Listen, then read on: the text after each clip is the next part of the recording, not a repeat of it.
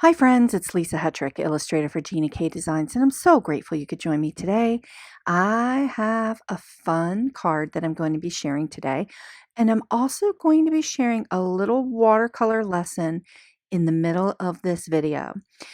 So we are going to talk today about using watercolor pencils to create washy watercolor effects. And I'm going to be using these Albrecht Durer artist watercolor pencils from Faber-Castell, along with some embossing ink from Gina K Designs, because we're going to do a bit of a resist. But I've been using these watercolor pencils for probably close to 10 years, and I really love them, and they last a really long time. They're very highly pigmented. They just work really well, and I've enjoyed using them for many years on many different projects. So I'm going to just walk you through some techniques today with watercolor pencils. But you could use any brand of watercolor pencils that you have. I will have all of the supplies that I'm using listed below in the notes, no worries.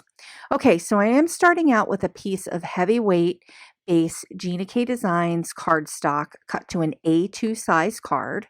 And I'm also using the B Paper Company, my favorite watercolor paper for paper crafting. It's 100% cotton, and it does really well with watercolor and watercolor pencils. So I have this piece cut down as a layering piece. I've got some water, some brushes. I also have some puffy white embossing powder from Gina K Designs, and I have a lot of different supplies here. So let's go ahead and get started.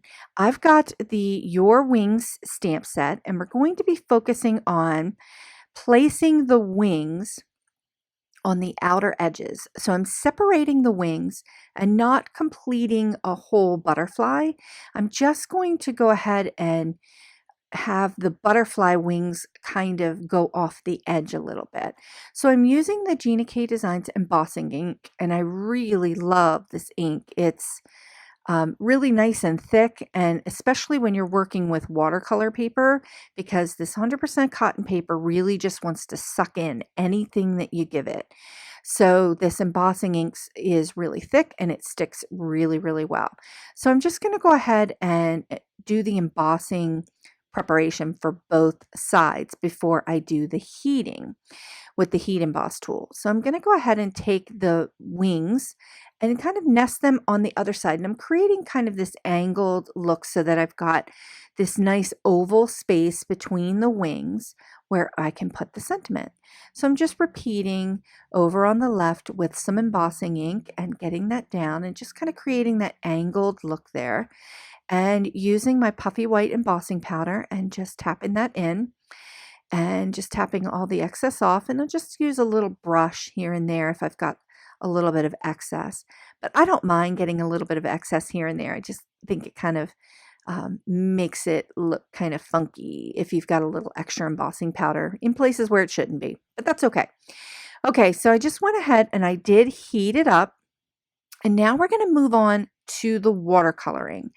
And I have this palette from Caran d'Ache that is a plastic palette, but it's got these grooves on one side and it's smooth on the other. And the reason why I love this palette is because you can take your pencils down onto the palette and just kind of scrape them down, and then I'm going to use them as watercolor paint. Now, I've went ahead and did the wet on wet effect. So I took a lot of water and I placed it onto the watercolor paper and got the two butterflies really super saturated. And now I'm just dabbing color in. And you can see I'm taking away those little puddles and pools. And watercolor wants to flow wherever the water is. So I'm kind of concentrating my water where I want the color to go, and I'm letting it flow and drip down. And in between, I'm heating it just because I want it to dry in between. You could just let it dry on its own and then come back to it, but I really just want to get it dry so I can move on to the next layer. Now, the reason why I'm using watercolor pencils today, and a lot of times I'll use watercolor paints, and you've seen lots of different things that I've done on this channel using watercolor. And I'm using watercolor pencils today because it is a little bit more of a controlled way. And sometimes people feel more comfortable using a pencil or a marker. So we're talking about watercolor pencils today. Now, right now, I did a direct to paper technique. So I took the watercolor pencil and applied it directly to the dry watercolor paper. Now, what this causes is I'm starting to be able to build up my layers, but it also, the watercolor pigment will stick into the grooves of the paper. So it is a little more difficult to blend out and get smoothie blends. But what is left behind is a lot of texture. So those pigments will stick into the different parts, the grooves and the texture and the fiber of the paper.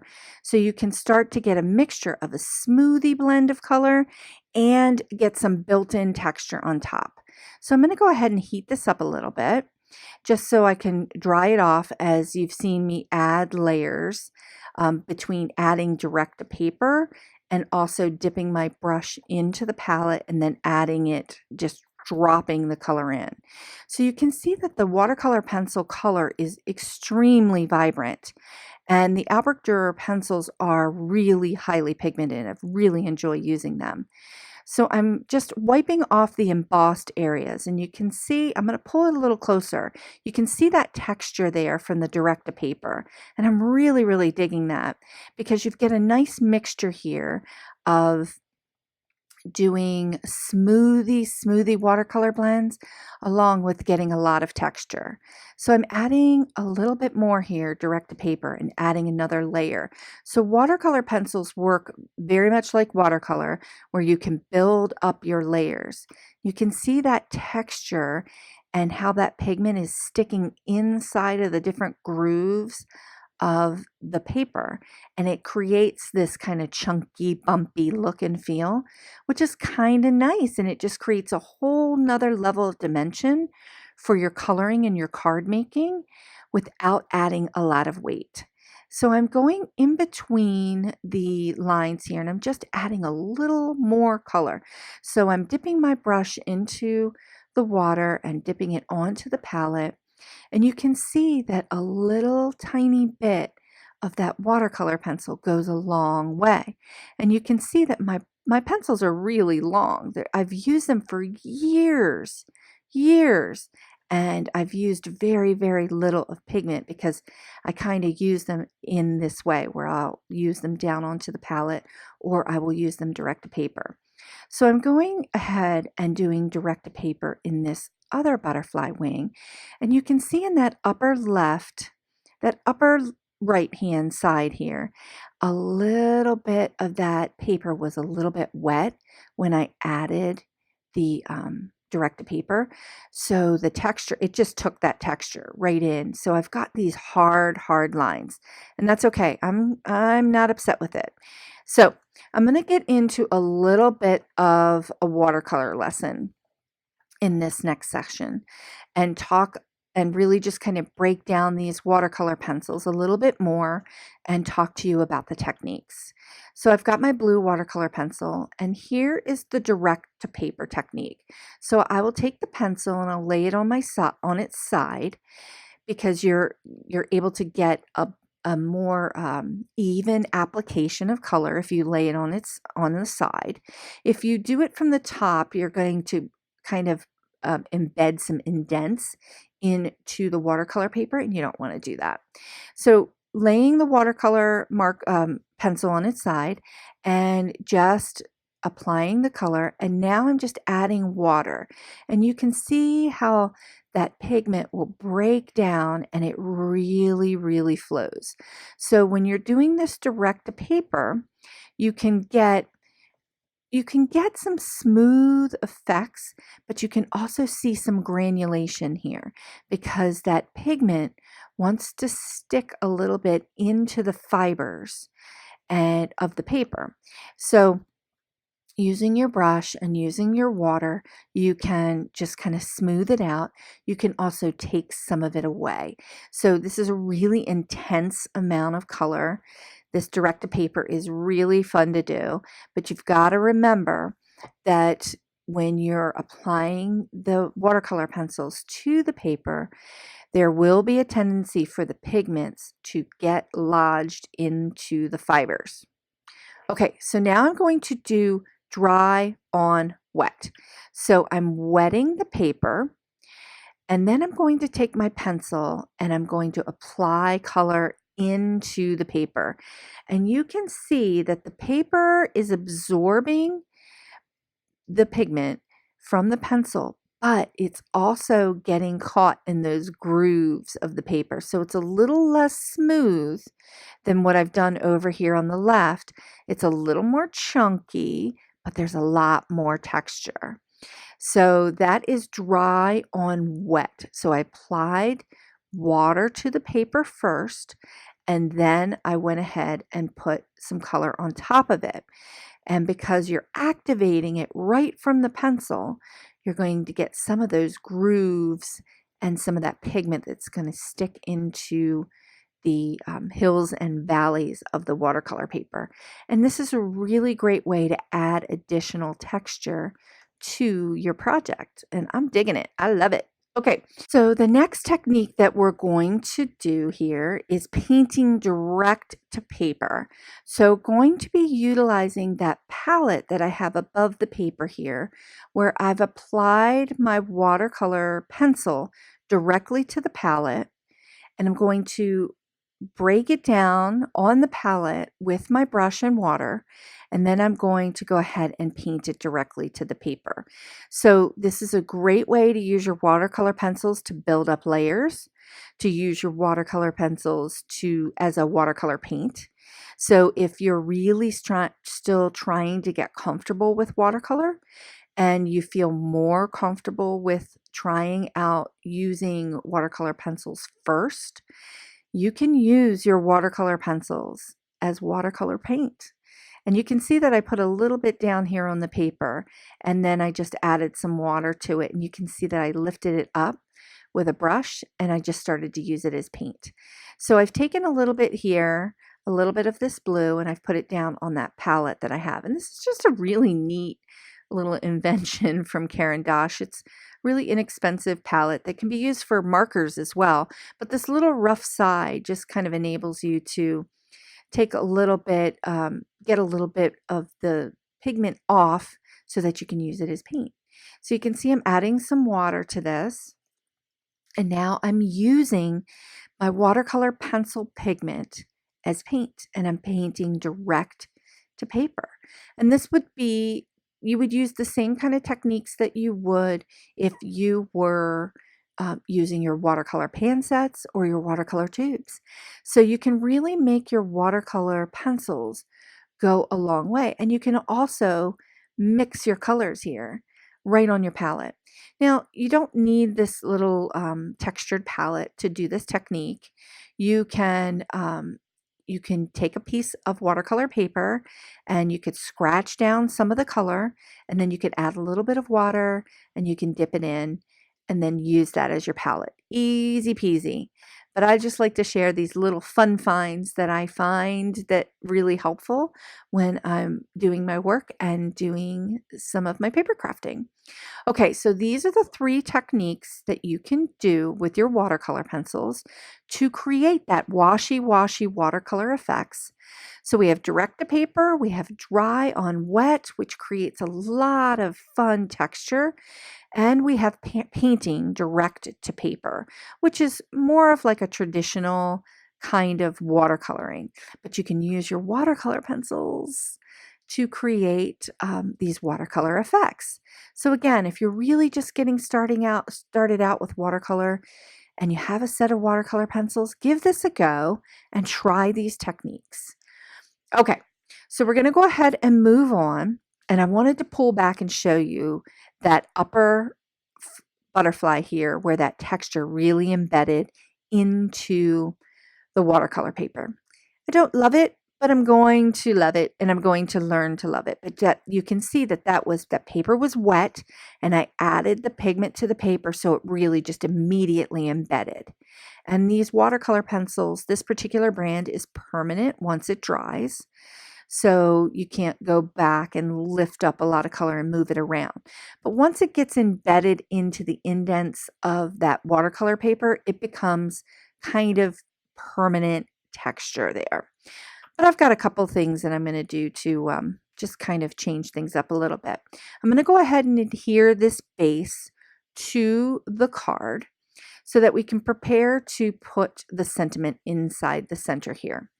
So I'm going to use the Your Wings Already Exist sentiment, and I'm using the Gina K Designs Obsidian.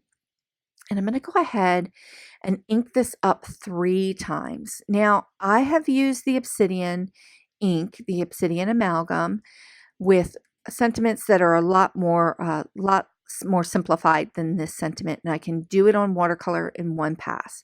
But this is a really big sentiment with lots of different things going on. So it took 3 times to just kind of get the nice solid that I was looking for.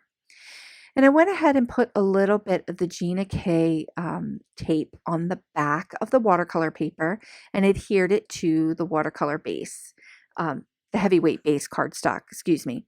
So I'm going to go ahead and create some splatter effects with my watercolor pencils. So again, I've got 2 blues here, and the colors that I'm using I will list below in the notes. So I'm just going to do a little bit of color mixing. So you can see that I'm just putting a little bit of the pigment down on the palette, and then I'm going to go ahead and get my brush and add some water and mix these 2 colors together to get kind of a bluey purple with a little bit of like an indigo undertone here. And then I'm just tapping it on and splattering it onto my watercolor paper, just adding a little bit of watercolor splatter texture just to kind of bring out some of those blues and purples, that intensity of color that's going on there. And I'm really kind of digging this. I'm really digging it. Okay, so a lot of the color here all kind of looks samey, you know what I mean? So I've got purples and I've got blues, and it's looking really, really good. But I want to go a little bit deeper here. You can see that my sample over here on the right just kind of has a little bit more of intensity of a glowy like color happening in the butterfly wings. So I'm going to go ahead and replicate that look with this cadmium yellow pencil.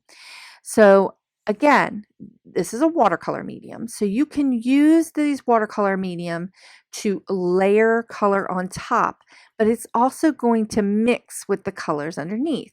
So whenever you add yellow as a last color on top of especially pinks and these blues, you automatically are changing the level of luminosity in what's showing here in the colors, but I'm also starting to do a little blending here. So layering that cadmium yellow on top of those blues and those purples is giving me a little bit of a green yellow, which I'm loving, but it's also popping all of the colors around it, and it's giving this feeling of like glow.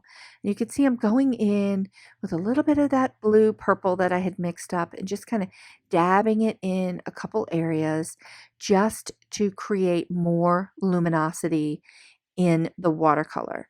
So when you're doing this technique, which is called glazing, you're adding more watercolor on top, and you're by nature of adding the layers, you are jacking up the luminosity of the color, and I'm really digging it.